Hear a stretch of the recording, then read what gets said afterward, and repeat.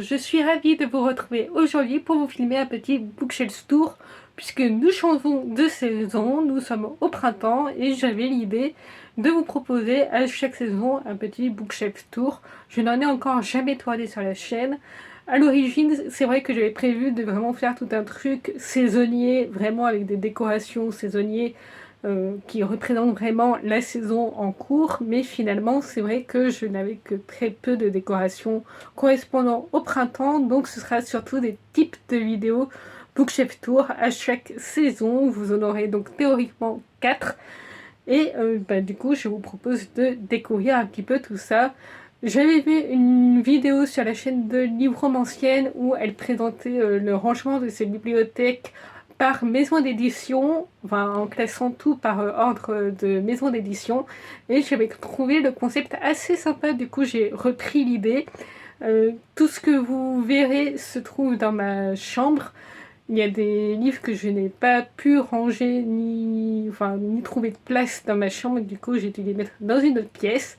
Et du coup c'est ça aussi qui me permettra avec ce concept de pouvoir modifier un petit peu la présentation de la bibliothèque dans ma chambre et de pouvoir un petit peu sortir ces livres-ci.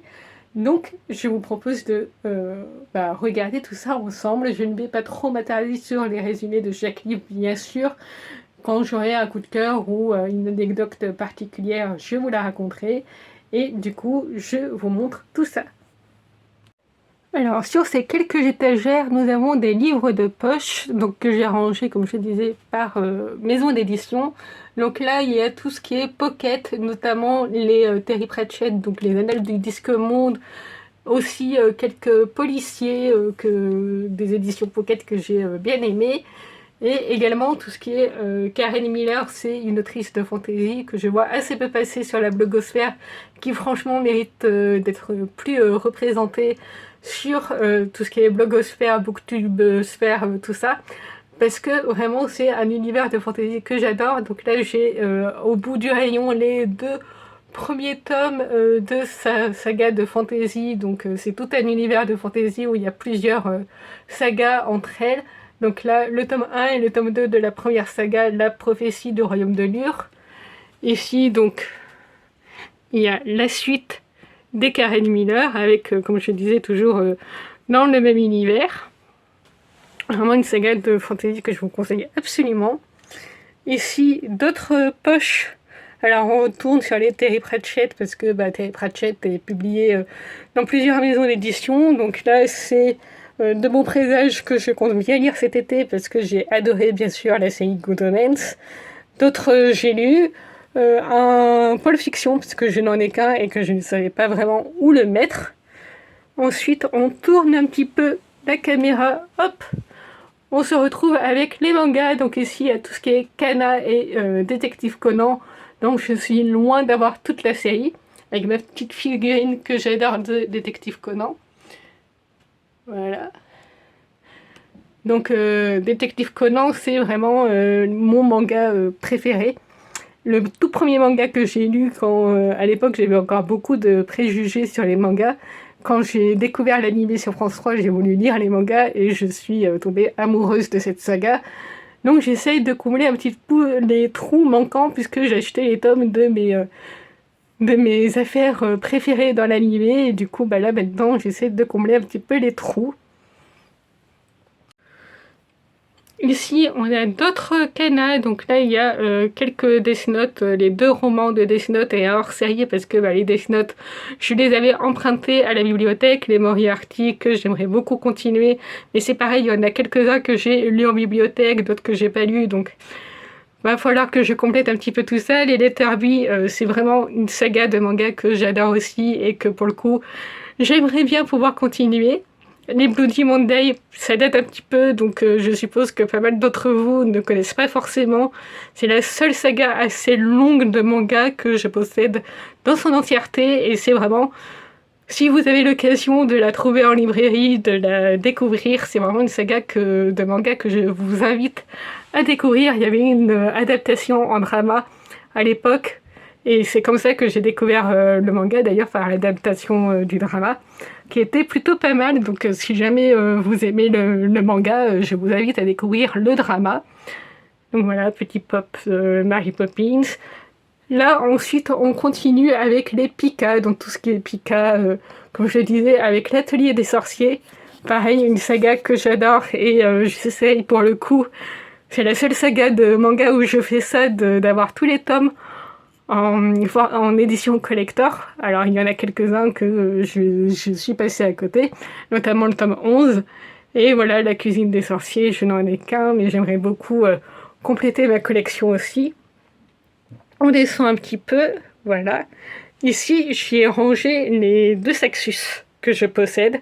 Je n'en ai que quelques-uns des deux Saxus, et du coup, la collection Sabran liée à deux Saxus.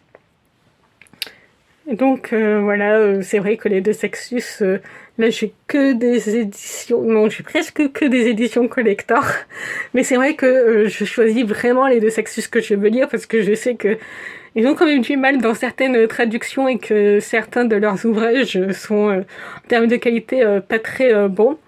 On continue avec les ActuSF qui sont ici. Alors ça, c'est vraiment la bibliothèque principale, c'est vrai que je l'ai pas dit. Celle que vous voyez quand je tourne mes vidéos. Donc c'est vrai que ce sont aussi des livres que j'ai envie de mettre en avant, que vous pouvez voir en arrière-plan. Et du coup, j'avais très envie de mettre en avant les éditions ActuSF.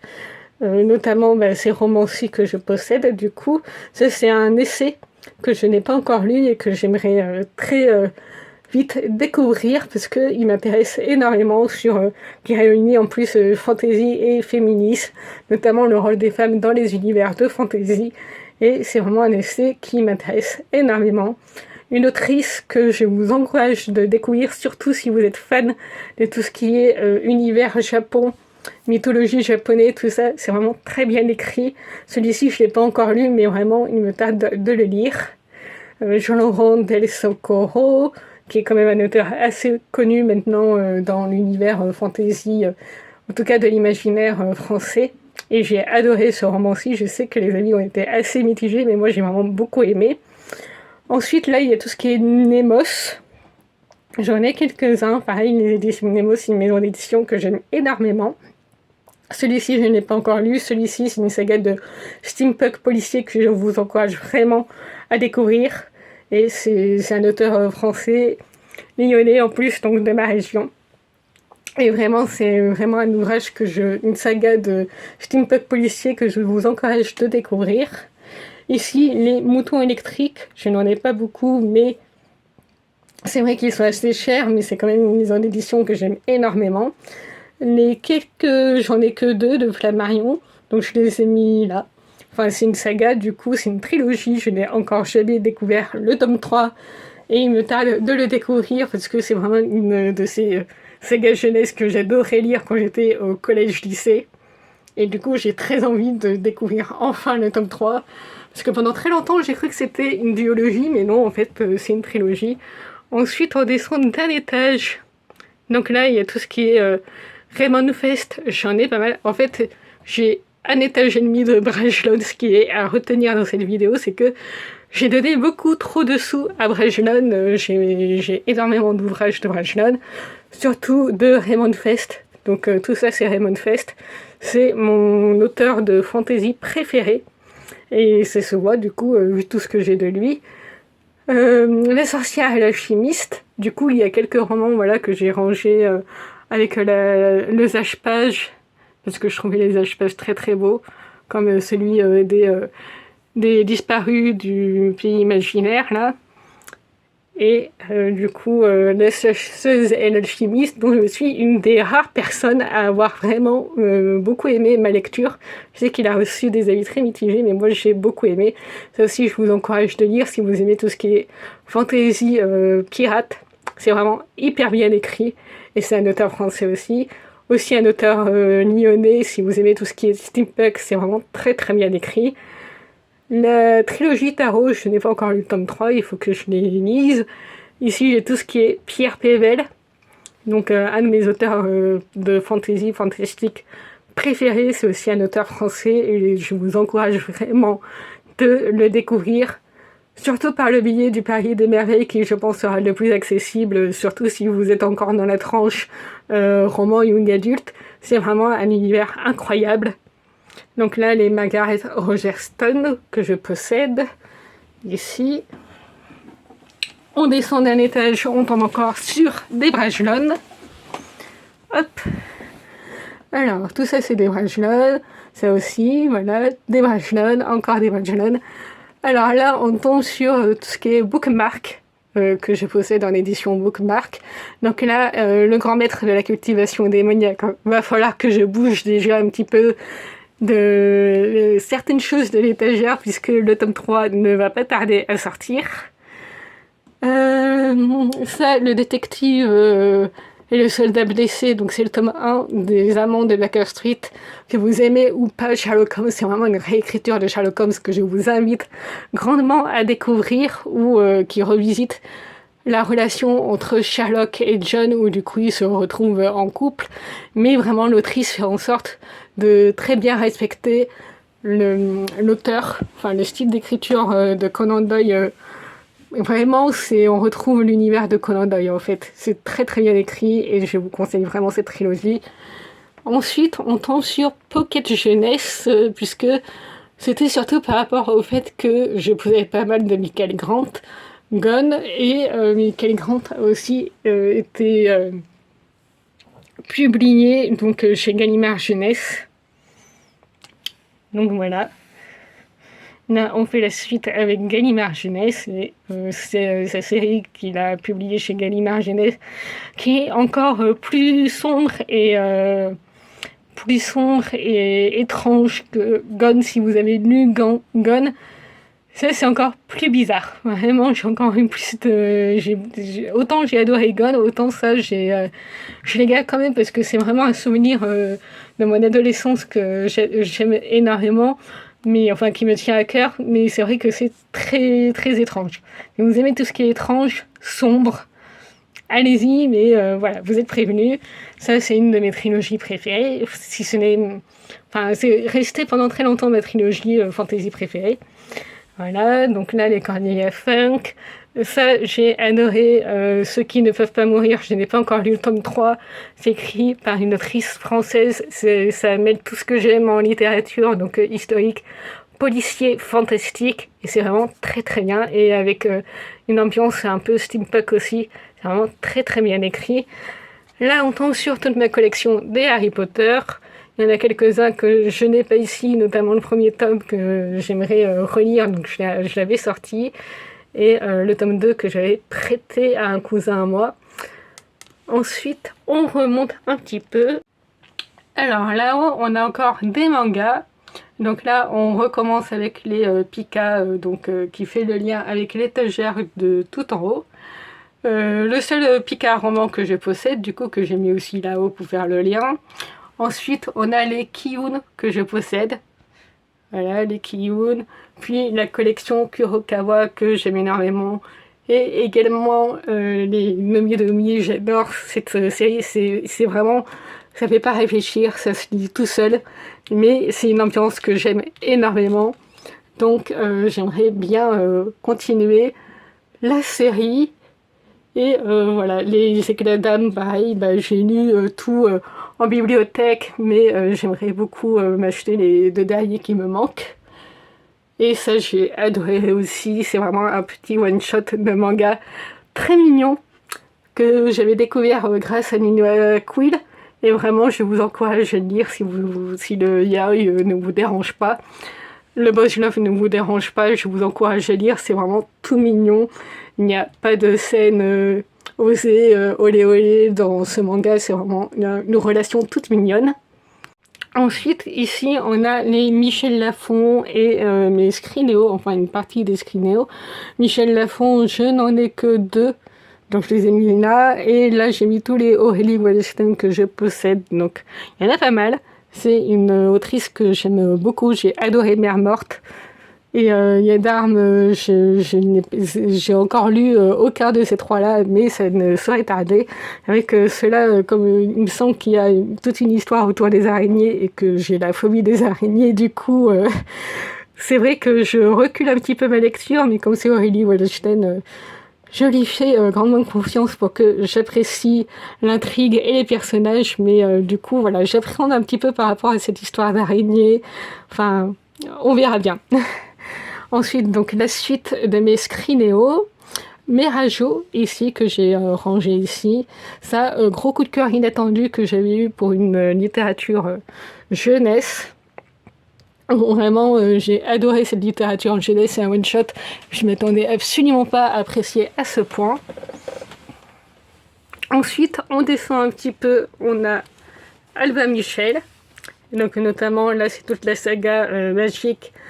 Mon plus gros, enfin pas déception, mais ni traumatisme, mais mon plus gros, voilà, c'est une saga en fait que j'ai adoré quand j'étais ado, et en fait le 7e et dernier tome n'a jamais été traduit par Albin Michel Lewis, donc comme je n'ai pas un niveau suffisant en anglais pour les lire en anglais, même si c'est de la jeunesse, c'est quand même un style d'écriture qui est assez travaillé, et du coup j'ai peur de ne pas pouvoir réussir à tout comprendre en le lisant en anglais. Je ne découvrirai jamais le fin mot de cette saga, alors que c'est vraiment une saga incroyable et que voilà, j'adore, j'aimerais beaucoup la relire, mais du coup j'aurai à nouveau cette déception de ne jamais découvrir le fin mot de cette histoire, donc c'est vraiment dommage. Je trouve que Albin Michel Lewis n'ait jamais traduit le dernier tome, alors qu'il semblait que c'était quand même une saga qui avait pas mal de succès, puisque à l'époque il était envisagé qu'il y ait une adaptation en film par les producteurs d'Harry Potter pour faire la prochaine grosse saga à la Harry Potter, où on adapte les films en même temps que les livres sortent. Et le projet n'a jamais été fait, mais c'est quand même assez dommage. Et ça, j'ai trouvé cette petite boule trop mignonne, qui rappelle pour le coup le printemps. Voilà, ça rappelle Pâques, et du coup je l'ai posé là. On descend un petit peu, on retrouve encore du Albin Michel Lewis. Ici, je n'ai pas le premier tome ici, il est dans mon autre... dans ma location sur Grenoble. Donc là, c'est les éditions du Chat Noir, une petite maison d'édition gothique que j'apprécie certains ouvrages. Celui-ci, j'ai beaucoup aimé. C'est très psychologique, c'est de la jeunesse, mais ça aborde des thèmes pas évidents du tout. Et il y a un côté très psychologique dans ce livre-ci. Là, c'est les Valentina, c'est une vieille maison d'édition qui n'existe plus. À l'époque, il y avait eu pas mal de petits scandales autour du propriétaire de cette maison d'édition. Et j'ai juste gardé ces trois-là parce que c'est une amie qui écrit cette trilogie-là, qui se passe à Annecy, donc dans ma région. Et du coup, voilà, je les ai gardés purement par sentiment de nostalgie.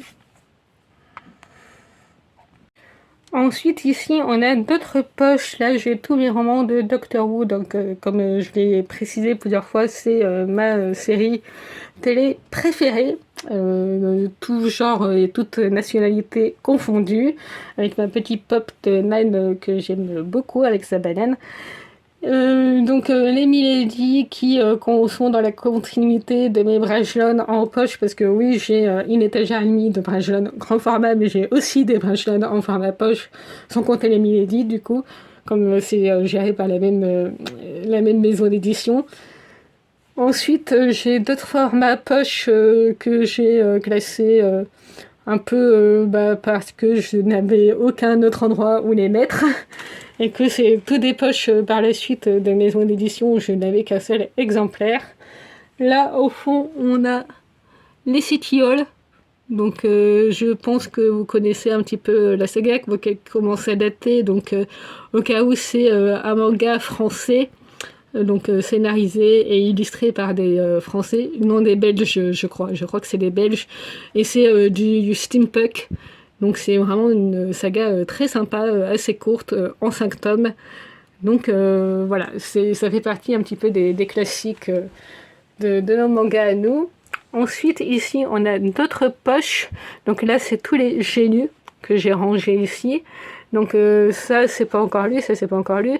Ça, j'avais été plutôt mitigée, mais j'aimerais beaucoup continuer. Ça, énorme coup de cœur. Je l'ai lu il y a des années. Et je n'ai jamais lu la suite, je ne sais pas pourquoi. Ça, j'avais arrêté, j'avais adoré. Et je n'ai jamais lu d'autres Lisa Gardner, mais vraiment, ce roman, j'avais un énorme coup de cœur. Ça aussi, c'est pas encore lu, mais il me tarde de le lire parce que vraiment, le résumé m'intrigue énormément. Ensuite, ici, j'y ai mis... Hop, on descend. Ici, j'y ai mis mes plumes blanches, donc j'en ai pas mal, des plumes blanches. J'ai lu lequel? J'ai lu celui-ci, j'ai lu celui-ci, j'ai lu celui-ci. Des trois, celui que j'ai préféré, c'est largement celui-ci. Celui-ci, j'avais bien aimé aussi, c'est un petit peu plus sombre, enfin c'est différent. C'est différent, je vous le conseille ici aussi, ça fait vraiment partie des tout premiers romans des éditions Plume Blanche. Je crois même que c'est le premier roman des éditions Plume Blanche qui est sorti. Et c'était plutôt sympa de les découvrir. Ça, j'ai vraiment plutôt bien aimé. C'était très page-turner. Et ok, il y a des clichés chez les personnages, mais vraiment, ça se lit tout seul. Et ces deux-là ne sont pas encore lus. Celui-ci, il me tarde de le lire là avant la fin de la semaine parce que ça fait partie de ma palle pour le challenge de Rêve ta vie en lecteur. Et autant vous dire que je n'ai pas lu grand-chose par rapport à ma palle que j'avais postée, mais par contre j'ai lu beaucoup de choses des deux autres palles que j'ai fait pour les deux challenges saisonniers auxquels je participe. Ici, là-haut, j'ai mis tout ce qui est édition France Loisirs. Donc là c'est France Loisirs. Ça c'est du coup les détectives du Yorkshire que j'adore. J'en suis en tome 3, j'ai pas encore lu le tome 4 ni le tome 5. Donc il me tarde vraiment de découvrir la suite parce que c'est ma série de Cozy Mystery préférée. On descend un petit peu. On continue avec les éditions France Loisirs puisque j'ai les intégrales de Grisha et de Six of Crow. Donc là c'est un recueil de nouvelles en anglais que j'ai pris en anglais parce que je voulais tester, voir mon niveau en anglais. C'est vrai que Leigh Bardugo en anglais c'est pas forcément l'autrice la plus évidente à découvrir en VO. Là c'est un doc du Disque Monde. Donc c'est sur tous les mots de vocabulaire qu'il y a dans les annales du Disque Monde que je n'ai pas encore lu. Donc en fait là c'est mes Atalantes tout simplement. Celui-ci je ne l'ai pas encore lu. Celui-ci je vous conseille vraiment et je vous conseille absolument la série télé, l'adaptation. Ok, la première saison, les premiers épisodes sont assez bizarres en termes de réalisation. Et moi c'est vraiment ça qui m'a plu, c'est ce côté bizarre.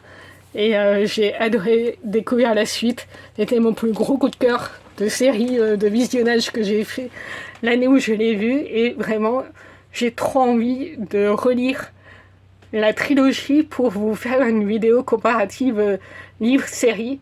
Et parce que c'est une nouvelle... un concept de vidéo que j'aimerais beaucoup vous présenter sur la chaîne. Ensuite, ici, j'ai le rayon de l'imaginaire. Donc j'en ai lu aucun des deux, mais celui-ci, je voudrais bien le lire cette semaine aussi. Vraiment, cette semaine, il y en a deux que je voudrais lire. Là, aujourd'hui, et l'autre, dans les 2 jours. Puisque je pense que Rêve, celui-ci, là, je pense qu'en une journée, il va être lu. Celui-ci est quand même plus gros. Donc je pense qu'il va me falloir au moins 3 jours pour le lire. Et là, les Hachette, donc les personnages de Yelena que j'ai lu. Et dont vous pouvez retrouver d'ailleurs l'interview de l'autrice sur la chaîne. La ville sans vent que j'avais commencé à lire et que je n'ai jamais terminé, allez savoir pourquoi. Là, j'ai mis ici tous les romans que je possède en un seul, les maisons d'édition dont je possède un seul roman. Et j'en ai lu encore aucun. Donc de tout cela, j'en ai lu aucun. Ah si, j'ai lu celui-ci. C'est celle que j'ai lu et qui est un très bon roman de fantasy qui change beaucoup en termes d'ambiance. On est plus dans un roman de voyage même. Et c'est vraiment un très chouette roman.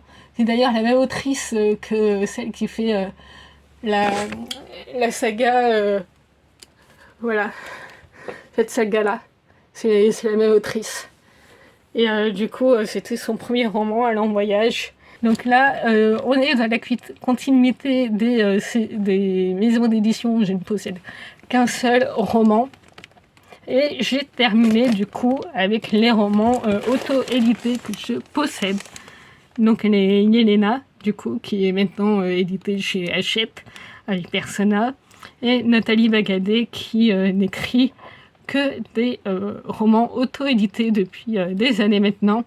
Je n'ai pas ici le tome 3 puisque le tome 3 est dans mon appart, dans ma location à Grenoble, que je compte lire en ce moment, enfin que j'ai commencé à lire d'ailleurs, pour pouvoir donner mon avis à l'autrice qui sera au Salon de Grès Imaginaires, dont j'ai déjà parlé plusieurs fois sur la chaîne. J'ai failli oublier de vous montrer ce petit coin-ci, donc là ce sont tous les livres en grand format, les beaux livres on va dire que je possède. Donc ça c'est un petit peu le livre Graal pour tous ceux qui travaillent dans le domaine du livre, qui réunit énormément de pages documentées sur des ouvrages classiques, donc vraiment très important, qui m'a beaucoup aidé d'ailleurs pour mes études. Un Sherlock Holmes, documentaire de Sherlock Holmes, c'est vrai que j'ai pas fait d'étagère spéciale Sherlock. Peut-être que j'en ferai une du coup pour la saison prochaine. Le artbook de Tiff, que j'avais précommandé, j'avais participé à sa campagne Ulule. Donc là, l'Éphéméride, c'est un truc par saison. Donc là, j'avais l'édition automne-hiver et je n'ai pas le printemps-été. J'aimerais bien d'ailleurs. C'est un bouquin de toute beauté. Contes merveilleux des éditions Le Héron d'Argent, qui est vraiment très très beau. Donc là, c'est quelques BD que je possède. Les Artilleurs, c'est dans l'univers du Paris des Merveilles, donc que j'adore. Nil, je n'ai jamais lu la suite, j'aimerais beaucoup, parce que ça s'inspire de la mythologie japonaise. Et il y a aussi tout un côté philosophique qui est très intéressant et écologique. C'est vraiment de la mythologie, écologie très inspirée de toute la culture japonaise. Dans la tête de Sherlock Holmes, très belle BD, incroyablement belle et très bien illustrée, très bien écrite. La magie des films d'Harry Potter, et là c'est tous les Benjamin Lacombe que je possède. Donc pour le moment j'ai lu seulement celui-ci. Et c'est de là, celui-ci j'avais prévu de le lire, pour le Cold Winter Challenge, mais du coup ça a un peu loupé. Et si je crois que celui-ci, j'ai lu quelques pages de celui-ci, quelques histoires. Donc voilà. Voilà, j'espère que cette vidéo vous aura plu, j'espère que ça rendra plutôt bien au montage. Moi je vous dis à très bientôt sur la chaîne pour d'autres aventures. D'ailleurs, dites-moi en commentaire ce que vous pensez de ce rangement des livres que je possède. Si certains parmi les livres que je n'ai pas lus, il y en a que vous me conseillez vraiment énormément pour que, que vous m'aidiez à sauter le cap, voilà, sauter le pas pour pouvoir les commencer. N'hésitez pas à me dire tout ça en commentaire et moi je vous retrouve très bientôt pour une prochaine vidéo.